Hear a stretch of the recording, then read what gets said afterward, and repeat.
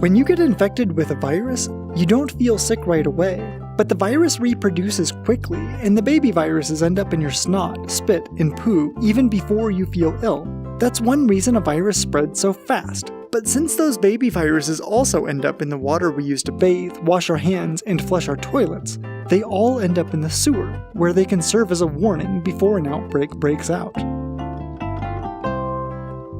Spotting viral particles in the sewer, via wastewater surveillance, might seem like searching for a needle in a poop stack. But in 2001, scientists in Finland flushed a single polio vaccine down the toilet and detected viral particles from the vaccine at a wastewater treatment plant 20 miles downstream. And more recently, scientists found they could detect as few as 10 cases of COVID from the wastewater of more than 100,000 people. It's this kind of sensitivity, combined with the fact that people shed viruses before they even feel sick, that makes wastewater surveillance so powerful.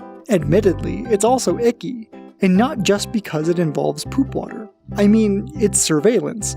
Any personal data someone gathers about you, whether it's your health data or your browser history, can be used for bad just as easily as good. But surveillance of our sewers has more positives and fewer negatives than other forms of surveillance. Number one, unlike your browser history, which can point straight back to you, data from wastewater is anonymous. It can't tell that you are sick, only that someone is.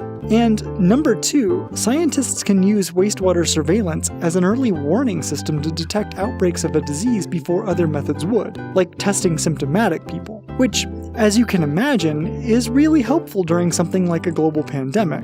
In 2020, many cities and countries started monitoring wastewater for the first time. If you're familiar with the term wastewater surveillance, that's probably why.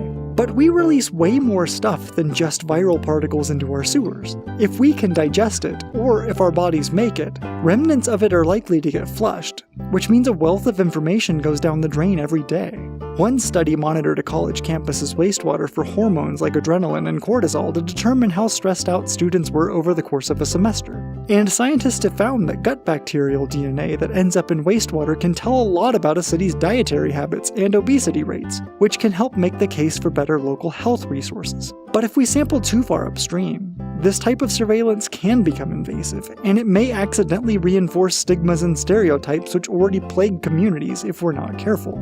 However, wastewater surveillance, when done properly, is likely the least invasive way to gather this type of sensitive data accurately.